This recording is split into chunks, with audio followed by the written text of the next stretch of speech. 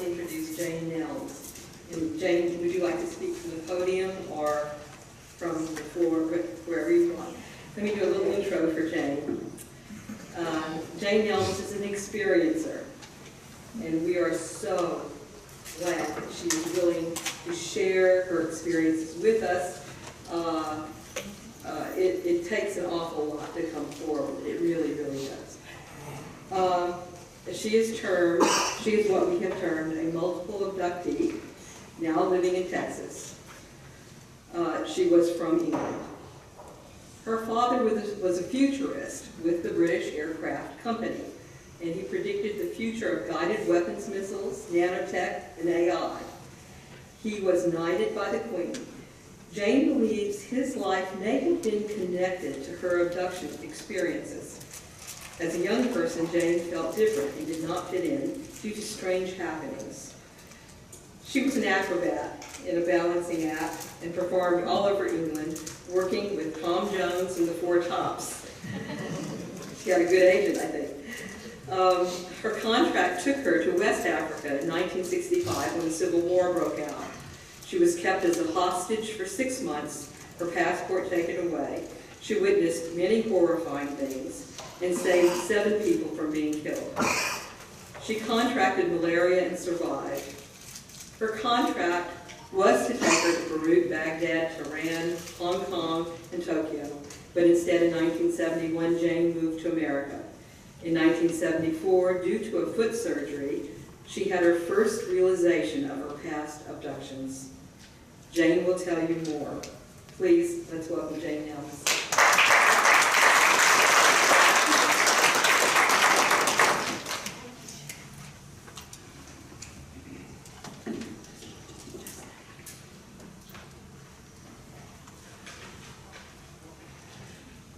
Thank you, everybody, for what I'm going to speak about.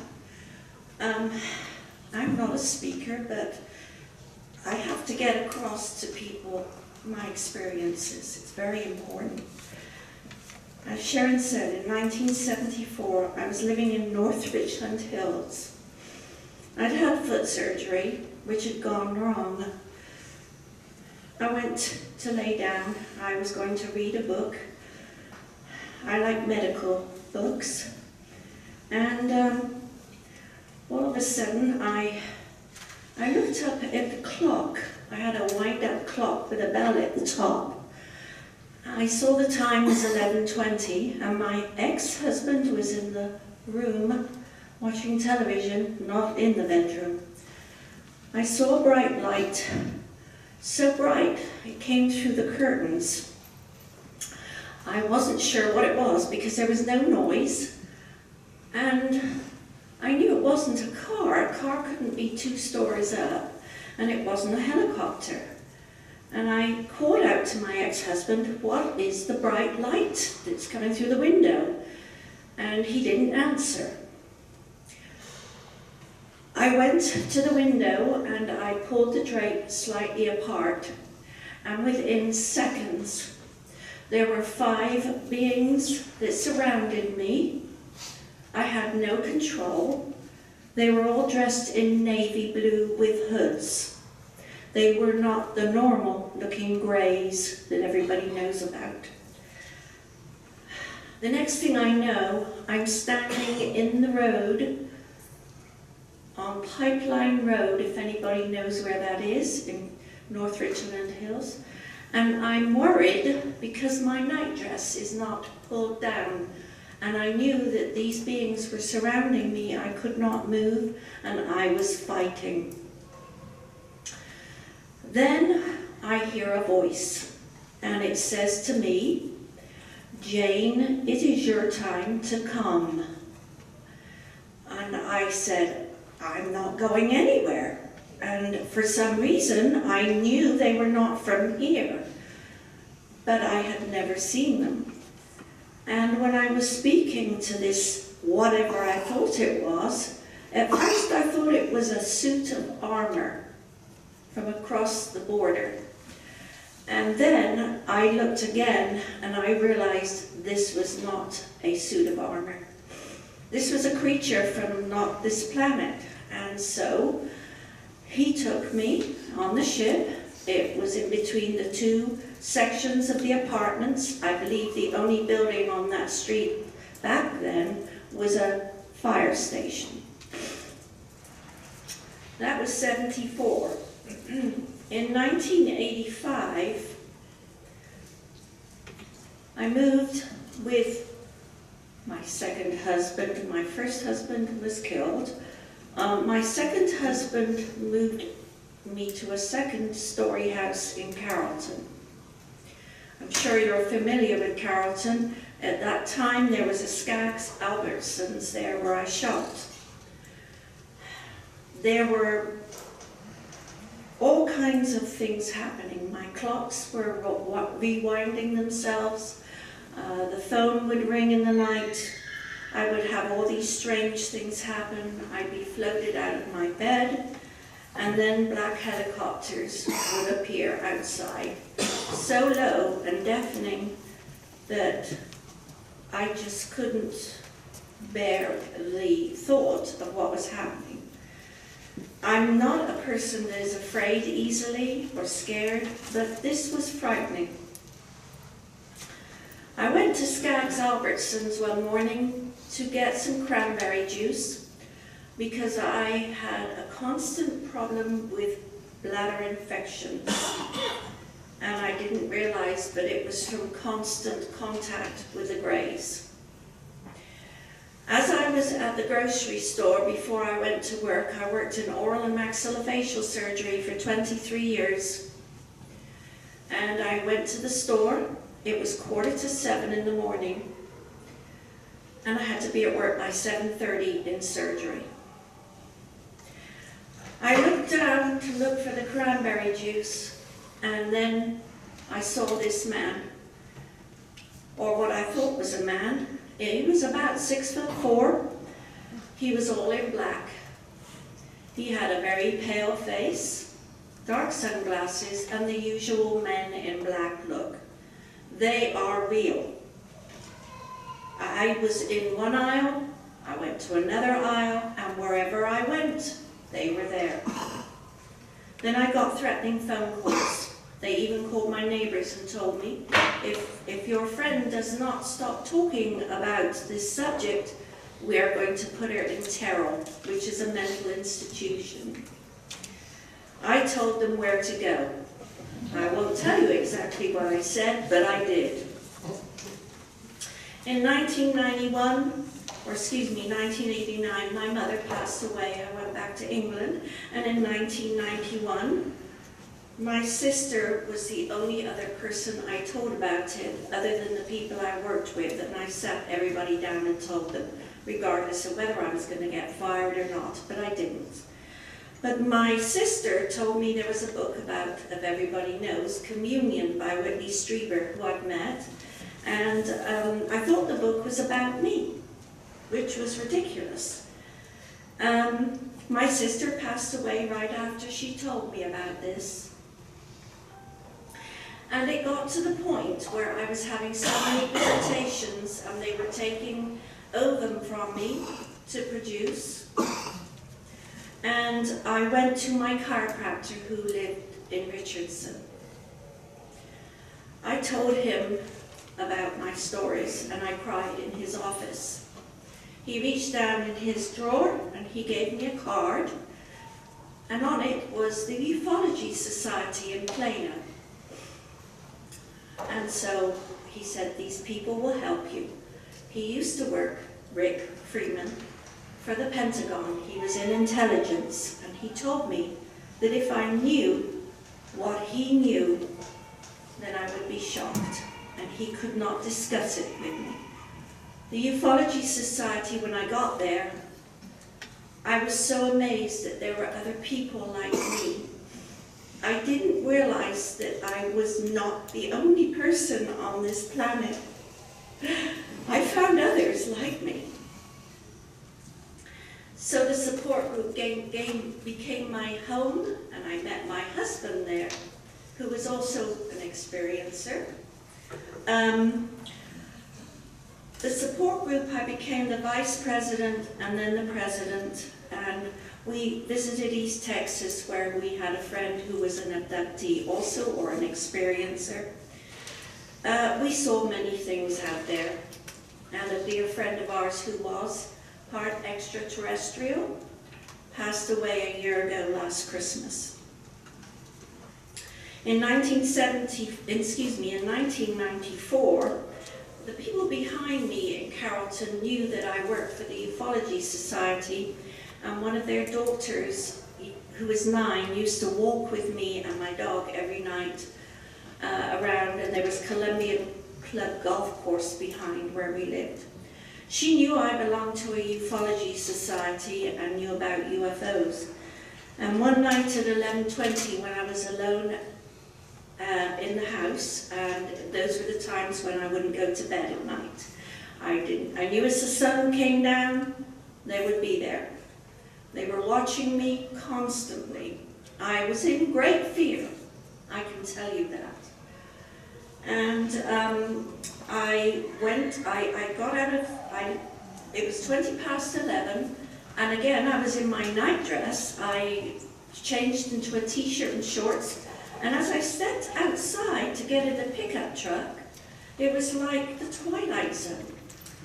All the crickets stopped, every car noise on the street stopped, everything went so silent you could have dropped a pin.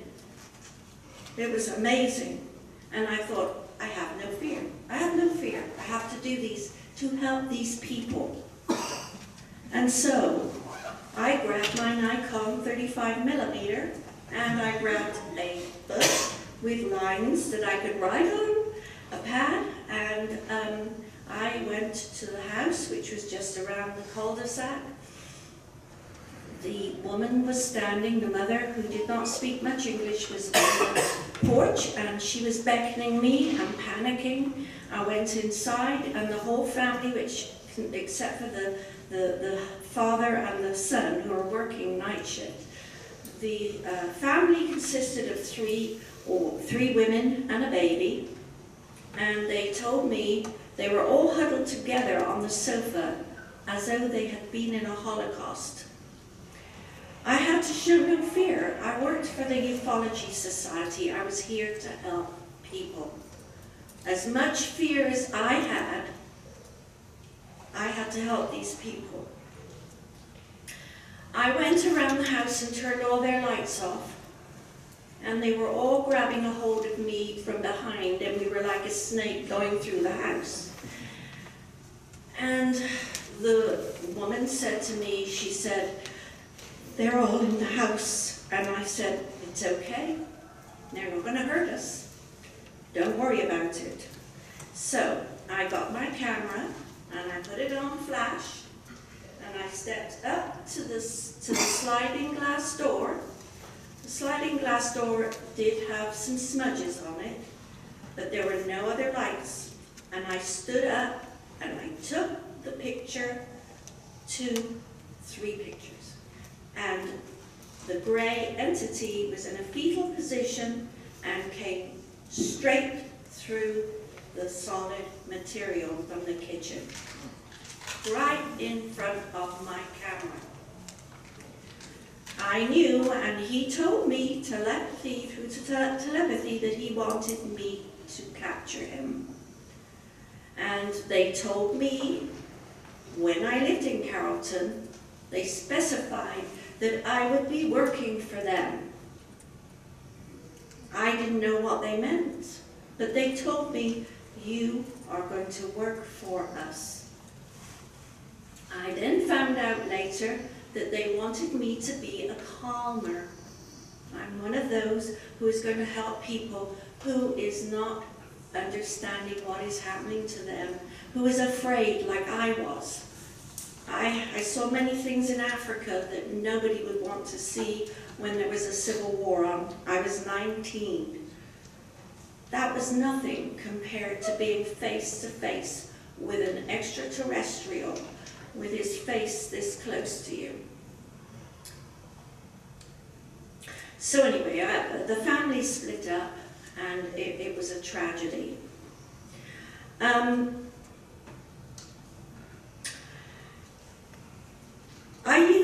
walk 3 miles when my husband and I moved to Winsboro, which is out in farming country in the middle of nowhere. For some reason, when we moved there, and he moved me out there because one reason I had a lot of medical problems with my body. And so we also were interested in seeing the extraterrestrials out there. It was quite a hot spot where we were living. And I walked 3 miles. I got up at 5:45 every morning, and I put on my shorts and t-shirt, and I just started jogging and walking, and it was like I was pushed to do it. I don't know how I went out in pitch darkness, knowing I was going to see something. I don't know why. Whether they were controlling my mind, I don't know. All I know is I have no fear. I walked 3 miles every day. I missed one day in 3 years because of the ice, and I couldn't stand up on the oil road. After 2.5 months, instead of looking around all the time to see what was looking at me, I heard somebody tell me, "Don't look around, look up." I looked up, and there's this beautiful red orb pulsating above the trees. And it followed me all down the road. This happened every day. It would turn opaque as became more light in the morning. And I have had some very interesting situations walking those lanes. I used to take different items to show them, like a fossil or a crystal or something of interest, and they acknowledged it. And one day my flashlight was not working, and I was really cussing my flashlight because it could not light up anything in the street, and it was pitch dark. And all of a sudden, they were just hovering right across above the trees. All of a sudden, my flashlight just beams this just right at 25 foot either side and in front of me, and I knew they did that. I said, "Thank you." And that flashlight never worked properly before that happened. And then I still have that flashlight. But that's what happened then. But then they told me to meet them. And so one morning, the craft was a scout craft. It was not a large UFO. There are several sizes. The one that took me, that was in Carrollton, was about 60 foot long. But this was a scout ship, about the size of a car. And they scout around, and my husband and I call them the ride crew, because once you get to know them, they play jokes on you. And so they put on a show for me one day with my Labrador on our walk. And I can't tell you how excited I am to tell people about this. There was a house being framed out about a mile out from where we lived. And I was kind of annoyed that there was another house being built because I liked it the way it was. And it was my own private area for ETs. And my dog was stationless in the middle of the street, and he was looking to the right. And I said, "Boomer, what are you looking at?" And I looked over, and I went, "Oh my God." And there was 3 brilliant red orbs about the size of bigger than beach balls. I was about 50 foot from them. And they came out one at a time, about this tall from the ground. They spun around, they elevated, all 3 of them together. And then they tilted, and they went 1, 2, 3. One in the front turns around, rotates, and goes all the way to the back. The second one does the same, goes all the way to the back, and they look like a seesaw. And there's 3 lined up. And I'm watching this and I'm going, how do you do this? And they're saying to me, we're showing you what we can do. Then a 4th one comes out. The 3 of them, they do this like they're on the stage. And they do this, they go out and disappear behind the house or the framed house. And then one solitary one comes out. It spins around, comes up like this, and then it's gone. And I'm like, my God. And I said, thank you. You put on a show for me. And I think that the way they had formed this line was almost like looking at Zeta Reticula, where they're from. I think they were giving me a message. I have been in the hospital with serious illnesses and died twice. That man there saved my life in the kitchen. And I'm forever grateful for that. And the last time I had a very interesting experience was in 2015. And I was alone, okay, and I saw all of a sudden the wind blowing and the trees and everything. And I saw all of a sudden, I felt they were there. I knew it, I could feel the feeling and everything. I told them, I'm not afraid, and I'm trying to hurry this, I know, I've got to go. But the next thing I know is the one I know is looking through the window, and he's right beside me within seconds. And he tells me, you have done well. And I said yes. And he asked me, he pointed, I have another dog now called Wilbur. He asked me, who is this? I told him it was my friend. And I asked him if I could touch his arm.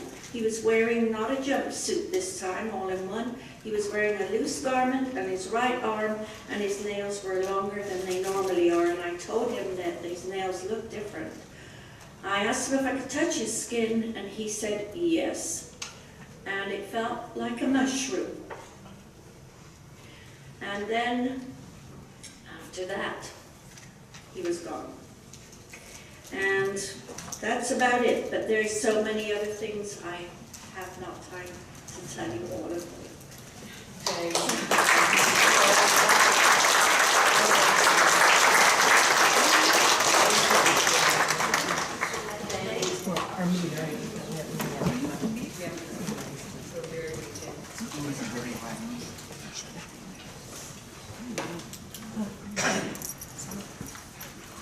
It takes a lot of bravery and courage to come up in front of an audience and share about something of this nature.